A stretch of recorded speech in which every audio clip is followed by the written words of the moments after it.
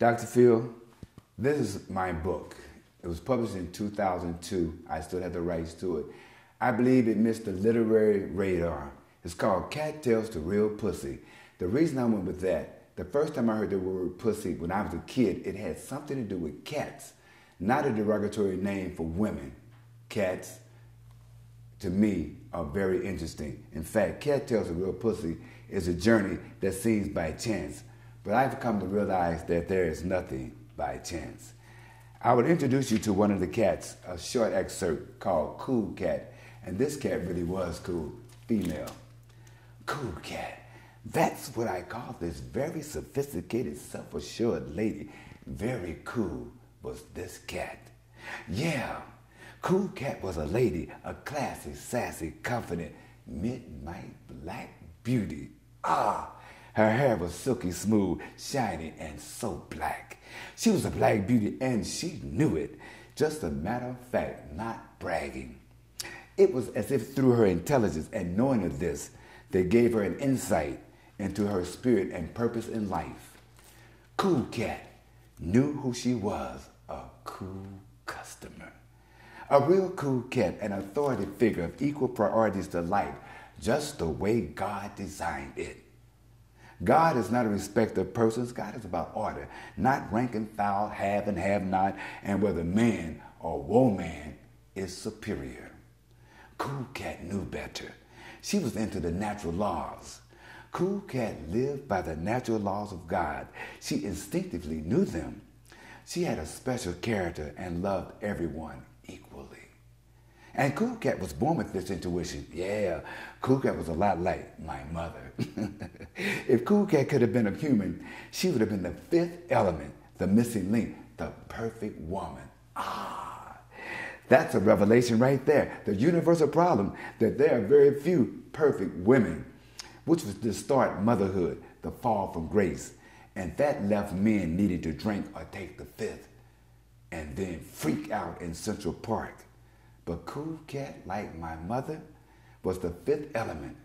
Perhaps that's why I took her into my confidence. She was perfect, like my wife. Cool Cat was a blessing. These are the natural laws of God's love. I call it all joy. Thank you so much. God bless. I have an anti-drug pro-life piece I've been doing around Hollywood, at the YMCA and different places like that needs a lot of recognition. It's called Life Does Some Funny Things, based off an old nursery rhyme, Hey Diddle Diddle, the cat and the fiddle.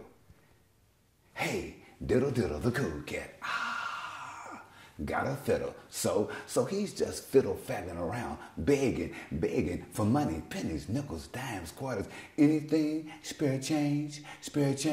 The cool cat was so into himself and fiddle-faddling off, he hadn't come to grips with the high inflationary problems. Bad. There was change, but none to spare. The cool cat, hey y'all, he didn't care. He was too busy doing his thing, his uninvolved, unconcerned escapism, stay young and carefree thing. After all, he was a kid. Turn the music up, talking smack jack, in your face jab. He was 15, 1 and 5, all the way live. He was so cool, so smug, fiddle-faddling, breakdancing, ticking, and doing some new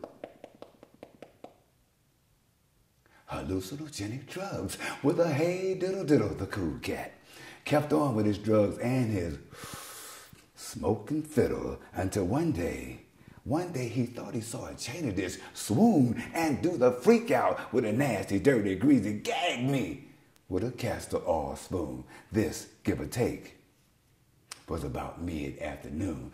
Now the cool cat didn't know if this was real or a drug deal. Nobody can tell me. He screamed, I'm me. I plays my fiddle big on the streets. Got drugs, got chicks, breakdancing. I am a tick. And y'all mothers, the ones with the babies, make me sick. The cool cat got tricky and slick, hanging out with some real rats on a filthy scene, getting slimy, older, and so Michael Vick, pit bull dog me. The cool cat's girlfriend Killed the cow. Oh man, she tripped out and jumped clean over the moon. The moon, it was full. So was Gilda Cow, for the drugs raised frustration and confusion about her rights, her position in life. Should she have a calf? If pro-life, should the calf be given milk? If got milk, should the milk be much whole, straight, homogenized, chocolate, strawberry, cream? Should she like skim, Jim, who? Or how many should she let milk her bags? These dilemmas started to nag. It was a social, psychological, psychedelic drag.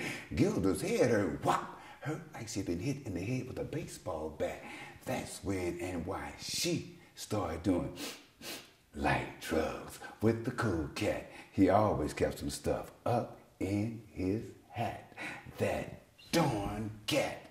Then one day, after getting nice, mellow, of course, singing, fly me to the moon. A very up-tempo tune. That's when Miss Cow up and jumped clean over the moon. Up, over. The ups weren't so bad. No, it was the downs. A real downer. See, gravity makes things much heavier coming down.